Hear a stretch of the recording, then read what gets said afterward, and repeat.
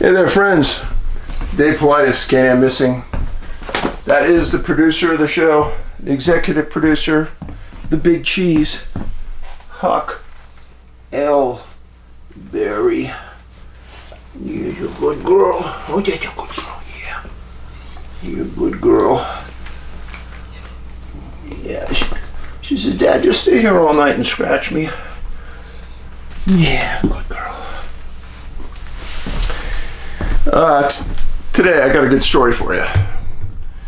I did have some service done on my truck, and one of the service guys, I think he was a manager, was giving me a ride to my house because it's going to take some time to do the work. And we started talking, and he said that he had recently bought some acreage here in Montana. And he had some kids, 4 or 5 years old, and he let them run around. We had this discussion, and what I told him was, I asked him if he had a dog, and I kind of laughed. He had a dachshund, and I said, you know, you need a bigger dog than that. And he goes, I know, I'm thinking about it. And I told him about Huck. And I explained how Great Pyrenees would never hurt a kid. They love them. They love kids. But any animal that comes near their flock, their herd, better beware, because they'll turn into killers. And I told them a story about the Great Pyrenees in Georgia that killed, I don't know, a dozen coyotes that attacked this flock of livestock. He hadn't heard of that. And he goes, really? And I said, yeah. He goes, yeah. And I said, the issue is that a bear could walk in, mountain lion, and unless you have a dog who believes that their job is nothing but protecting those kids, things can happen. Yeah, you're right. I hope he took me seriously, because I think that the dog is better than 3 adults. I mean, I would trust Huck with 2 or 3 kids, grandkids of mine, because I know that she's doing nothing but sniffing and looking and protecting. So, anyhow, that's that. The other thing that I'm going to talk to you about before we get going, when I was younger, much younger, I had a friend that was working in another country, and he was working at a fish farm, and they raised the fish and they shipped them to the US. And I said, so how do they taste? He goes, are you out of your mind? I go, what do you mean? He goes, there's no way I'd eat any farmed fish. I said, why is that? And he says, do you know what we feed those fish? He goes, you know how fish are in the ocean and they eat natural things that fish are supposed to eat, not these. And he said, the thing that concerns me the most is all of the antibiotics that these fish get regularly from us to make sure that they don't get sick. I said, really? He said, yeah, don't eat farmed fish. And then he said, you know, go into the store. Now, I was really young when this happened. Go into the store and go to the butcher counter, and you look at the salmon that they have laid out. I said, yeah. And he said, you know that the salmon that is bright colored is fresh caught. But you look at the farmed salmon, and those colors aren't there. And then, in just the last 5 years, you know what they're doing? They're injecting the farmed fish, the farmed salmon, with yellow coloring to bring a yellow and orange coloring to bring about a brighter fish meat. That can't be good for you. No, that can't be good for you. So, when I go to a restaurant, I always ask, is it farmed or is it wild? If it's wild, it's almost always great. Certain fish cannot be farmed, like halibut. Halibut are bottom feeders. Great fish, great fish. Every time I've gone to Alaska, I have it. It's outstanding. Love it. All right, we got 2 cases for you today. And the first case involves a man named Rolin Bruno. Rolin is 76 years old, but don't let that fool you. He'd spent a lifetime hiking, backpacking, knowing the trail. This is one of the more recent photos of him. His driver's license photo shows him with really, really short hair. But apparently when he disappeared, he looked like this with longer hair.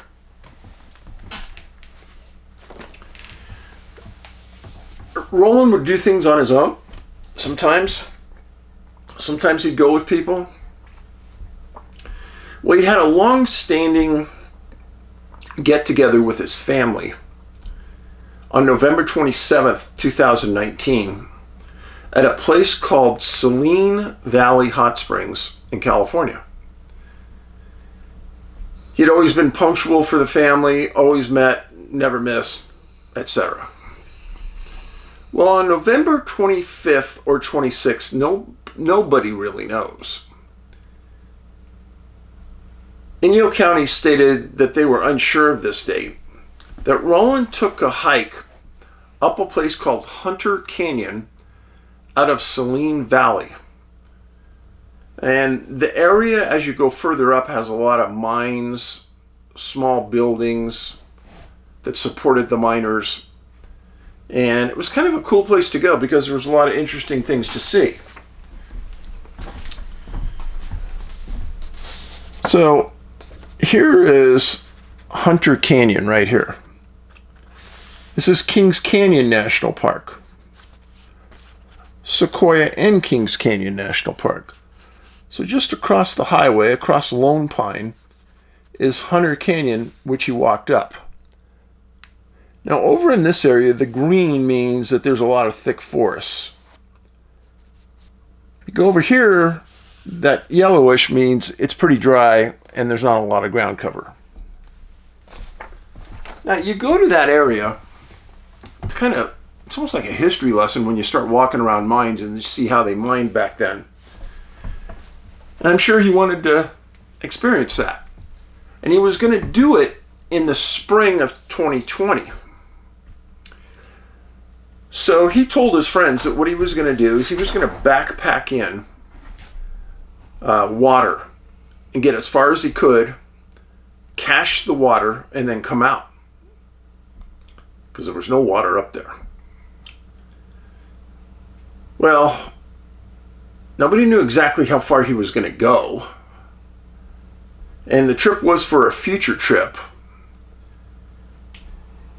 So he parked his car, took his water, started hiking. The area does not have a lot of ground cover at all. I looked at the photos. You could look at it online. Flyovers of this area would see anyone easily and quickly. Well, on November 27th, Bruno didn't arrive at the hot springs to meet the family. And they were waiting for him at the campgrounds. That was their meet point, and they were holding the place for him. Now, at the campgrounds, for the people who really don't camp, almost all campgrounds now have a host. A host is somebody who kind of manages the campsite. And I can't say that they're exactly hired, but they're taken on board by the U.S. Forest Service. And their job is to make sure that everything goes okay at the campsite, people pay their bills, it doesn't get all garbagey, and really the most important thing is they keep the bathrooms clean. They get to stay there for free, and I think they, depending on the campsite, they get some small stipend. So the family that's there, no cell service, they go to the camp host and they explain, hey, our relative's missing, we need help. And they explain where Bruno would be. Well, the host thinks that they're explaining that he's missing in the national park right next door. So they call the National Park Service. The National Park Service talks to him on the phone, on the sat phone, and they get the story from him. And they realize that this is really in a place called Inyo County, I-N-Y-O County in California. It's a far, far eastern county in the state. So they contact the Inyo County Sheriff, and late on the 27th, a deputy arrives, talks to the family, gets an understanding where the location is, and very late that night, a deputy goes out and finds Bruno's car at that trailhead to the valley that he told people he'd be walking in. Now, the deputy knows that the weather outlook for the next day on the 28th is horrendous. Big blizzard coming in, too dangerous and too difficult for ground searchers. There's no way they could get air support in there. So a supervisor that night says, okay, let's have a deputy and a sergeant meet here early in the morning, but let's not call anybody out because it'll be a waste. But let's make a judgment call in the morning when we get here too. So a supervisor and a deputy meet out there. It's just like I said, brutal weather. Winter blizzard. Winter, it was wind, cold, snow, and rain, a mixture. It was too extreme to put a drone up or a helicopter up. So the next day after they get reported, nothing happens. November 29th, the next day, they called and asked for a CHP helicopter that is assigned to the Inland Empire Division to fly out to the scene and do a flyover of the area looking for Bruno. So it comes out, the blizzard had moved on, but now they're faced with heavy fog covering all the ground landscape. They radioed down and said, hey, we're worthless here. We're going to turn around and leave. And they left. Well, Inyo Search and Rescue said that they had put 12 ground pounders, 12 ground searchers in the area. And even though their visibility was extremely limited because of the fog, they'd go out anyhow. And they did. They didn't get far out. And in the fog, if you can see 20 feet, that's a good day, but that doesn't really help you very much. So now they have 2 days with no air support and really very little searching. Not a good scenario. November 30th, 11 Inyo SARs show up on scene. CHP comes into the area just as the fog had cleared. Again, the first time in 2 days of searching that resources are up and looking. And Inyo also put up a drone to help. Searchers said that the roads coming out of Saline Valley were so treacherous that some of the searchers said they didn't want to come back because it was too dangerous. Because what happens is that at these kind of lower elevations, if it rains and then it freezes, you got black ice everywhere. I don't care what you got on your car, unless you're riding chains all the time. There's nothing's safe about that. December 1st rolls around. Weather turned bad again. No searching at all. So do you realize how much of an impact weather has had on possibly saving Bruno? And remember I've told you that weather is a profile point? December 2nd, weather cleared. CHP flew 2 Inyo Search and Rescue members all the way to the far end of the canyon, which would have been the farthest point that the searchers believed that Bruno would have went. They dropped him in at that point, and then the searchers were going to hike back out.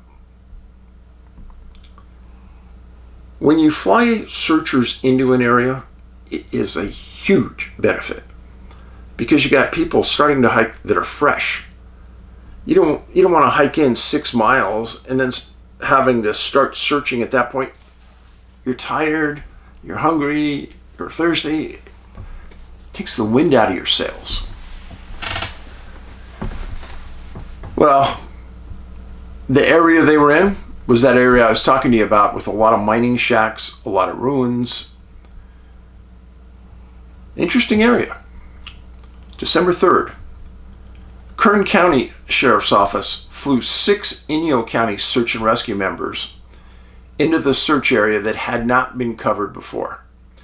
Now, this location was right on that Kern County, Tulare County, Inyo County jurisdictional area. So they were all helping each other. Kern County made multiple trips in with their helicopter helping. And that's a huge help. And then they called in China Lake Mountain Rescue. They were used to searching in tough terrain. And then Inyo County did something that was very smart, but they should have done it about 3 days earlier. They brought in detectives, and they got into Bruno's car. The idea behind that is you want to see if there's any notes, maps, things that maybe he marked up showing exactly where he went. That's why you probably should do that really early in the search. Well, they didn't find anything that'd give them any hints. And then they decided, well, what if he hiked out and something happened on the way out right around the car? So let's search the area of the car. Maybe he went to the bathroom and had a heart attack. They searched all that area. Nothing around the car. Well, the weather continued to hamper the search efforts. But they had a lot of support. And Inyo County even said in one of their press releases how much help they had. So they had Inyo SAR, Inyo deputies, Kern County SAR, search and rescue, China Lake Mountain Rescue, Kern County Air Operations, Death Valley National Park Service, CHP Inland Air, NAS Naval Air Station Fallon, Fallon Search and Rescue, and San Bernardino County Search and Rescue, and California Operation of Emergency Services was helping with logistics. That's as big an effort as you're ever going to see. December 4th, weather again inhibited the search, no searching at all.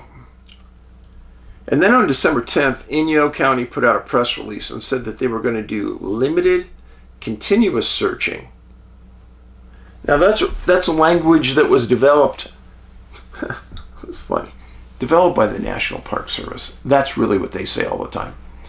You know, when we're around there, we're going to go in and hike around and look around, but that'll be really it. Essentially, it means they're doing nothing. Limited, continuous searching. So I started to think about this. I read the search and rescue reports. They didn't say anything about searching any of the mines. They might have, but I didn't read anything about them doing that. Now, why would that be important? He's obviously not on land. They've flown the area, Kern County has, CHP has, drones have. He's not laying on the ground somewhere. So he's either in a building or he's in a mine. So I want you to think about this. You're Bruno. You're hiking around. You want to cache your water so you can get it in the spring. This is pretty much a desert area out there. So where do you want to put that water so maybe it doesn't freeze and break the container, but it doesn't get warm and mold either? If it was me, I would have taken some very lightweight rope, and if I had 1 gallon water jugs, I'd tie the rope to the water jug, go out to one of the mines that goes down and drop it down in the mine 100 feet, tie off the rope, and I'd come back in 3 or 4 months and get it. That way I'm going to get out nice, fresh, cool water. Now, what if he was doing that and something happened in the mine? I'm just saying. What if he didn't bring rope? What if he walked into one of the mines and something happened? Just saying. Now, it was extremely unclear if they brought in any canines or flew in any canines for that search at the far end of the mines. I don't know. But if they did, and they had a scent trail, and they probably did if they went into his car, then the dog should have picked up a scent and led him to a mine if that's what he did. So it's been over 6 years. Nothing's been found. There's very few options here, folks. He's not on land because someone would have found him by now. So he's either in a mine or something else happened. Walked into a portal. I don't know. Picked up by aliens? I don't know. I'm not saying anything, but I always keep an open mind. So that's case number 1. Case number 2 involves a young lady named Rolin Pena. This is Lauren, 31 years old, missing February 11th, 2014, north of Kernville, California, just south of Sequoia and Kings Canyon National Park.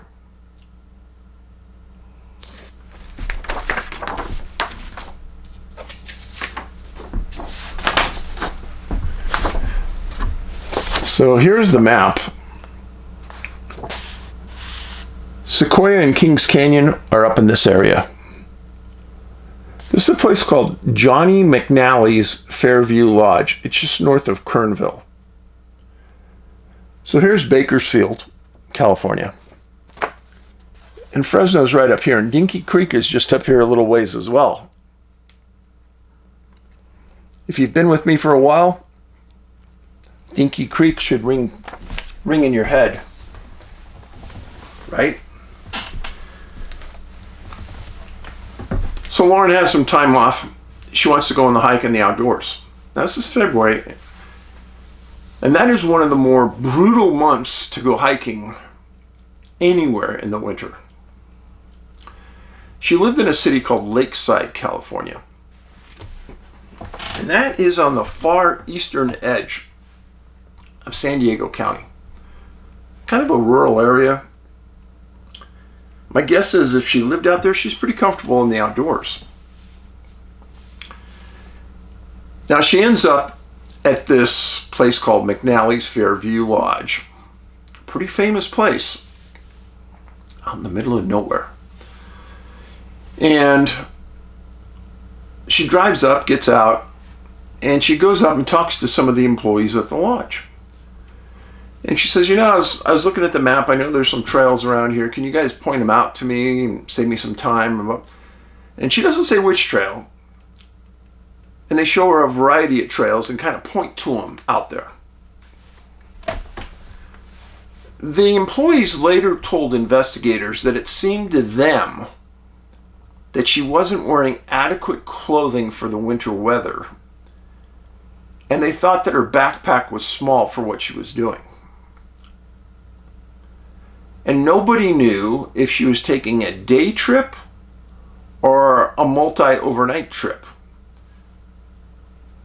Now, a lot of younger people do a day trip and they come back and they sleep in their car. I understand that. And maybe if you're a female, sleeping in the lodge parking lot gives you a sense of safety.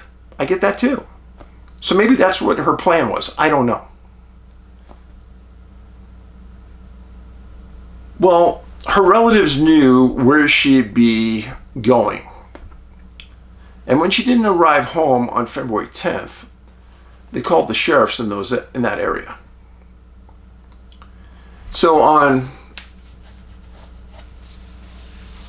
February 11th, after the parents called, the deputies found her car in the parking lot at McNally's Lodge.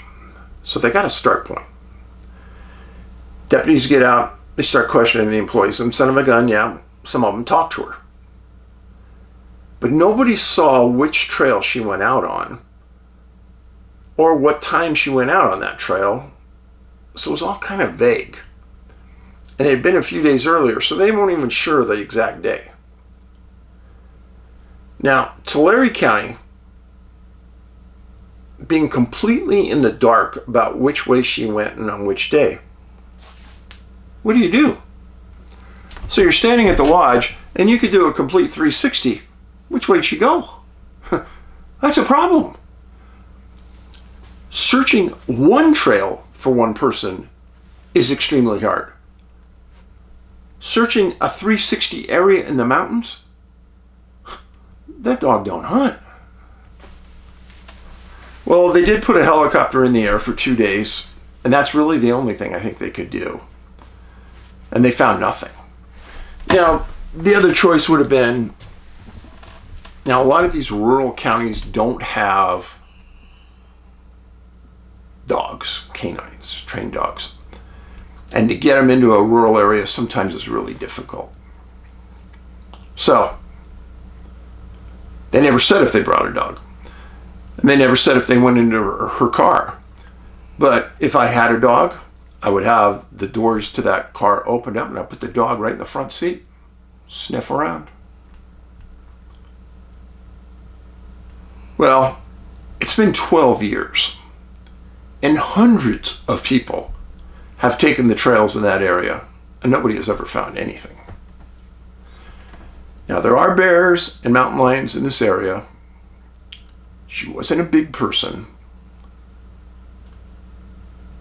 So could she have been a victim of that? Sure.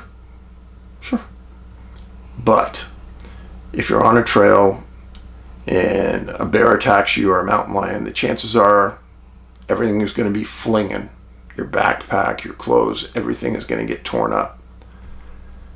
And somebody will eventually find that backpack, but nobody has. The backpack and the shoes or the boots will last essentially forever. This is a NamUs case, which means that her relatives contributed DNA. And so far, her DNA has not been found.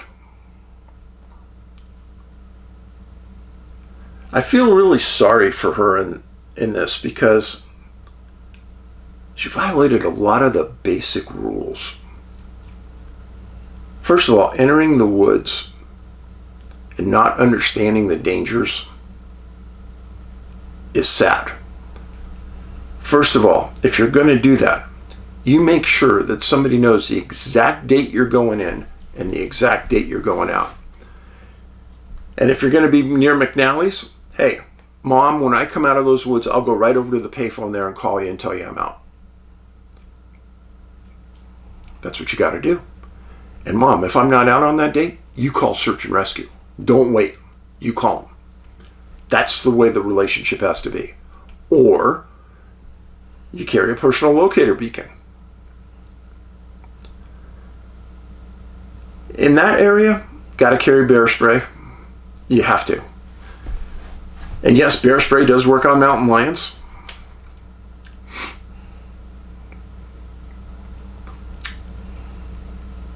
It's just bizarre because I can't see somebody like her going way off trail. I can't see somebody like her going really far into the woods because if she had a small backpack on, a day hike. So how far could you go in 6 hours? Well, it's winter time, so it's going to get dark by 4:30 there. So even if you start off at light at like 8 o'clock, you're not going to hike more than 4 hours going in. Have lunch, come back out. So however far you could get in 4 hours, that's how far the search goes. Never found. 2 people, never found. Now, you guys are the best. You are appreciated. And remember, I have 900 videos that I've done on missing people like this. If you look at your screen, that little Can-Am logo, if you click on it, it'll get you to all of my videos. Always, please read the #1 comment on the video. That'll usually be mine. And I'll usually put in some current event information, or I'll put in some bulked video lists, missing Canadians, missing people at Dinky Creek, whatever. I try to mix it up so it doesn't get stale. But just browsing the list will get you a lot of things, and you can tell by the list of really what it's about. Missing411.com is our website. Please check it out. I'm going to be in Ocala, Florida, second weekend in June. And I will also be in Gatlinburg, Tennessee in the near future. If you go to GatherUp, GatherUp, GatherUp events, just Google that, you will see the locations we'll all be at. And of course, we have the infamous Missing 411 cruise to Alaska leaves September 11th from Seattle. I guarantee you will have fun. So, be safe. Kindness is free. Appreciate what you have in life. I really do. You think about the countries in the world that have extreme poverty, extreme crime. I'm talking extreme. And then you think about what we have here. There's a reason everybody in the world wants to come here. Appreciate it. Be safe. Be kind. Paulides out.